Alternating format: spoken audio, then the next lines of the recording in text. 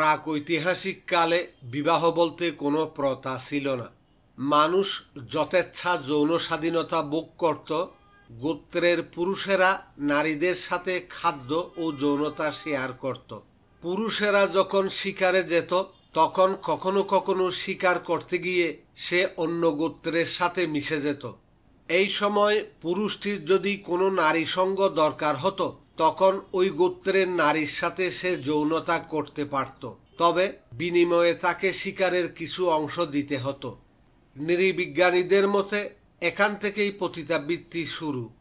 খাবারের বিনিময়ে যৌনতা সেই আদিকাল থেকেই ছিল বলে একে আদিম পেশাও বলা হয়। আজ আমরা জানব পতিতাবৃত্তির আদ্যোপান্ত। পতিতাবৃত্তি দেশে দেশে। প্রাচীন বেবিলন, ভারতবর্ষ, গ্রিস, রোম সহ সকল প্রাচীন সভ্যতাতেই এই পতিতাবৃত্তি নানাভাবে প্রচলিত ছিল।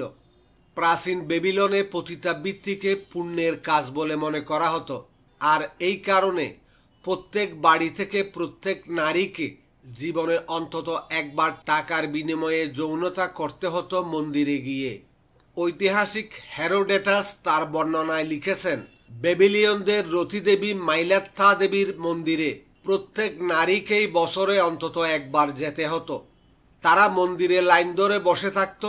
এই মন্দিরে যে সকল পুরুষ আসত তারা নিজেদের পছন্দমতো নারীকে রৌপ্য মুদ্রা নিক্ষেপ করত এবং বলতো, তোমার উপর মাইলাত্থা দেবীর আশীর্বাদ বর্ষিত হয়েছে। এই কথা বলার সাথে সাথে উক্ত নারী মুদ্রা নিক্ষেপকারী পুরুষের সাথে কোনো নির্জন স্থানে গিয়ে যৌনতা করত। এই বিষয়টিকে বেবিলনীয়রা ধর্মানুষ্ঠান বলে মনে করত বলে কত টাকা দেওয়া হলো সেটা বিচার করা হতো না। এখানে বিষয় হলো, সুন্দর নারীরা খুব সহজেই নিজেদের খদ্দর পেয়ে যেত, কিন্তু কুৎসিত নারীরা সহজে পেত না। তাদেরকে অনেক সময় 2-3 মাস পর্যন্ত অপেক্ষা করতে হতো।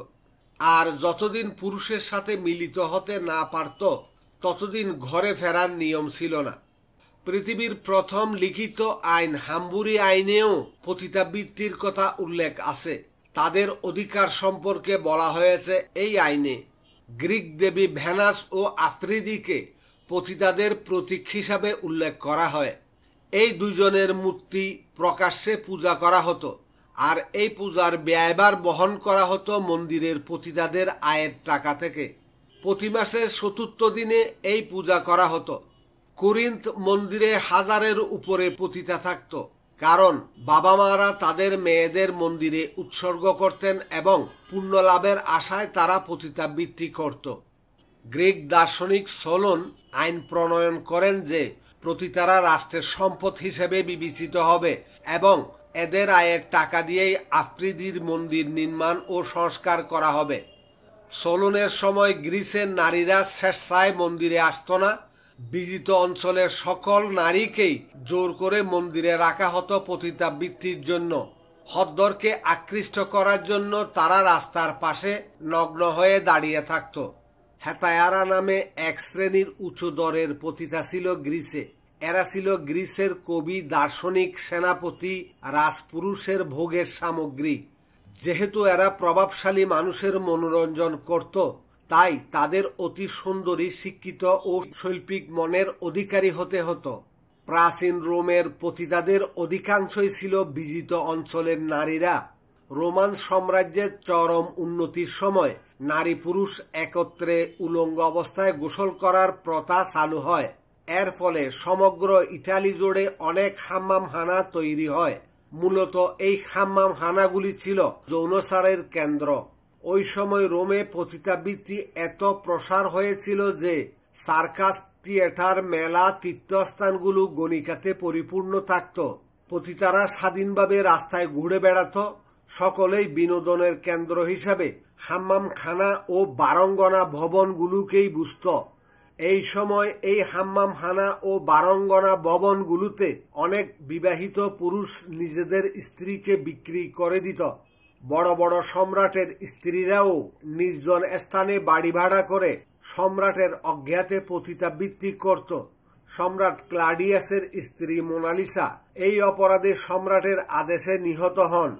500 থেকে 1500 খ্রিস্টাব্দ পর্যন্ত অর্থাৎ মধ্যযুগে পৃথিবীর সর্বত্রই পতিতাবৃত্তির প্রসার লক্ষণীয়। England, France, Germany, America, Japan প্রভৃতি দেশ শিল্পোন্নত হলে সৈন্যদলের উপভোগের জন্য একদল ভ্রাম্যমাণ পতিতা রাষ্ট্রীয় পৃষ্ঠপোষকতায় গড়ে উঠেছিল। এই মধ্যযুগে ইংল্যান্ডের পতিতাদেরকে সরকারি স্নানাগার সমূহে কেন্দ্রীভূত করা হয়। 8ম শতাব্দীতে ফ্রান্সের অধিবাসীদের সাথে ইংল্যান্ডের অধিবাসীদের মেলামেশার কারণে ফরাসি রীতিনীতি ইংল্যান্ডের ফ্যাশন হয়ে দাঁড়ায় এবং ফরাসিদের অবাধ যৌনচারণের প্রভাব ইংল্যান্ডেও পড়তে থাকে। তখন লন্ডনের ফ্রান্স কোয়ার্টারগুলো পতিতাদের আড্ডাখানায় পরিণত হয়। এছাড়া সমুদ্র বন্দরগুলোতেও পতিতাদের ভিড় লক্ষ্য করার মতো ছিল। এই সময় নাবিক ও সৈন্যদের মধ্যে যৌনজনিত রোগ ভয়াবহ আকার দেখা দিলে 1866 সালে আইন করে পতিতাদের চিকিৎসা ব্যবস্থা বাধ্যতামূলক করা হয়। প্রাচীন ভারতে পুরোহিতরা অনেক সময় নিজেদেরকে দেবতার সাথে তুলনা করতেন। পুরোহিতদের সম্পর্কে এমনও বলা হয় যে কোন নববিবাহিতা নারীকে স্বামীর সাথে রাত কাটানোর পূর্বে পুরোহিতদের সাথে রাত কাটাতে হতো। এছাড়াও পুরোহিতরা মনে করত স্বর্গের দেবতা ইন্দ্র সহ অন্যান্য দেবতাদের চিত্ত বিনোদনের জন্য অস্পরা, মেনকা, রম্ভা, গণিকারা আছে, তাই পৃথিবীতেও থাকা দরকার। আর এই ধারণা থেকে বড় বড় মন্দির, তীর্থস্থানগুলোতে দেবদাসী রাখার প্রথা চালু হয়। পুরোহিতরা মনে করত এরা দেবতার সেবা করবে, আর দেবতার কাছে সেবা পৌঁছে দেওয়ার অর্থ হলো পুরোহিতকে সেবা করা। অনেক সময় এলাকার সুন্দরী নারীকে ধরে এনে দেবদাসী বানানো হতো। এই সকল দেবদাসীদের সাথে পুরোহিতদের যৌনলীলা চলত। পুরোহিতরা মন্দিরের অর্থ উপার্জনের লক্ষ্যে সাধারণ মানুষের সঙ্গে সঙ্গমের অনুমতি দিত। এখনো ভারতের অনেক মন্দিরে দেবদাসী প্রথা চালু আছে। এছাড়া উত্তর ভারতের জিপসি সম্প্রদায়ের মধ্যে মেয়ে শিশুকে পতিতা বানানোর এক ধরনের প্রথা আছে। বিহার প্রদেশের নায়েক, গুজরাটের ওয়াদিয়া, দক্ষিণাত্যে মোহর নামক উপজাতি এবং রাজস্থানের বেদিয়া, কাঞ্চন ও নট সম্প্রদায়ের মেয়েদের কিশোরী হয়ে উঠলেই পরিবারের তরফ থেকে পতিতাবৃত্তিতে নামানো হয়, কারণ তাদের বিয়ে হয়ে গেলে এই মেয়েরা আর পতিতাবৃত্তি করতে পারে না। উত্তরপ্রদেশের নাথপুরা অঞ্চলের বাসিন্দাদের মূল আয়ের উৎসও পতিতাবৃত্তি। বাদশায়নের বাল্যকাল কেটেছিল এক বেশ্যালয়ে। সেখানে তার মাসি কাজ করতেন। সেখান থেকেই তিনি কামকলা সংক্রান্ত জ্ঞান লাভ করেছিলেন। বাদশায়নের সময় বেশ্যারা আর 5টা সাধারণ মেয়েদের মতো বিয়ে, সন্তান, ঘর সংসার করত বেশ্যাবৃত্তিকে ত্যাগ না করেই।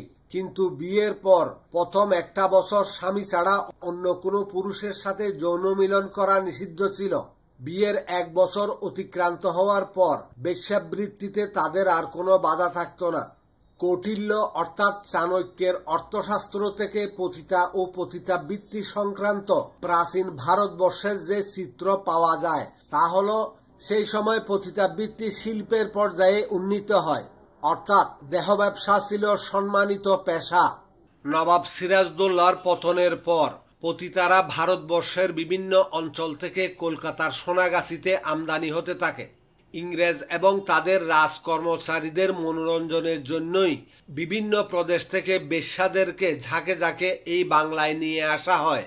কিন্তু ইংরেজ সৈন্যরা অতিরিক্ত এই যৌনকর্মীদের সাথে মেলামেশার ফলে বিভিন্ন যৌন রোগ দেখা দিলে ইংরেজ সেনা ছাউনিগুলোতে ইংরেজ সৈন্যদের জন্য তৈরি করা হলো আলাদা বেশ্যালয়। সেখানে যেসব বেশ্যারা আসতেন তাদের রেজিস্ট্রিভুক্ত করে পরিচয়পত্র দেওয়া হতো। যৌন রোগ থেকে তাদের মুক্ত রাখার জন্য লক হাসপাতাল নামে বিশেষ হাসপাতাল স্থাপন করা হয় প্রধান সেনা ছাউনিতে।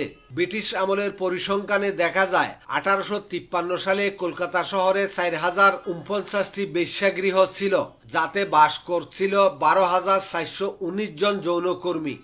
কিন্তু 1867 সালে সেখানে বেড়ে দাঁড়িয়েছিল 30,000-এরও বেশি পতিতা। আর বর্তমানকালে কলকাতার সোনাগাছি হল এশিয়ার বৃহত্তম পতিতালয়। প্রাচীন ভারতে অত্যন্ত সম্মানিত একটা কাজ ছিল পতিতাবৃত্তি। রীতিমতো 66 কলা চর্চা করে বিখ্যাত গণিকা হতে হতো। একজন উচ্চশিক্ষিত গণিকার কদর ছিল সবখানেই, সেটা রাজ দরবার কিংবা বন্দর। তার উপার্জনের পরিমাণ যে কোনো বড় ব্যবসায়ীর তুলনায় কম ছিল না মোটেও। উচ্চবিলাসী মেয়েরা প্রতিষ্ঠিত গণিকার শিক্ষাঙ্গনে উপস্থিত হতো কামকলা শিকার জন্য। উচ্চবিলাসী যে কোনো নারী সে সময় স্বেচ্ছায় গণিকাবৃত্তি করত, বর্তমানের মডেলিং করার মতো। ৬৬ কলায় দক্ষ রমণীর শয্যাসঙ্গী হতে হলে যে পরিমাণ আর্থিক সঙ্গতি লাগত তা যোগান দিতে পারত শুধুমাত্র উচ্চতর রাজকর্মচারীগণ। যখনই অন্য দেশ হতে কোনো সম্ভ্রান্ত নাগরিক আসতেন তখন রাষ্ট্রের পৃষ্ঠপোষকতায় এই গণিকারা তাদের মনোরঞ্জন করত। আসলে বেশ্যাবৃত্তি ছিল বাবু সমাজের সাধারণ ঘটনা। নারী আন্দোলনের প্রতীক রাজা রামমোহন রায়েরও একাধিক নারী রক্ষিতা ছিল, এমনকি এক রক্ষিতার গর্ভে তার একটি পুত্রও জন্মেছিল। কলকাতা মেডিকেলের উল্টো দিকে হাড় কাটা গলিতে এখনো তার স্মৃতি বহন করে পতিতাবৃত্তি চলছে। সেখানে পশ্চিমবঙ্গের বিভিন্ন এলাকা থেকে মেয়েরা সকালে আসে, যৌন ব্যবসা করে সন্ধ্যায় নিজ বাড়িতে চলে যায়।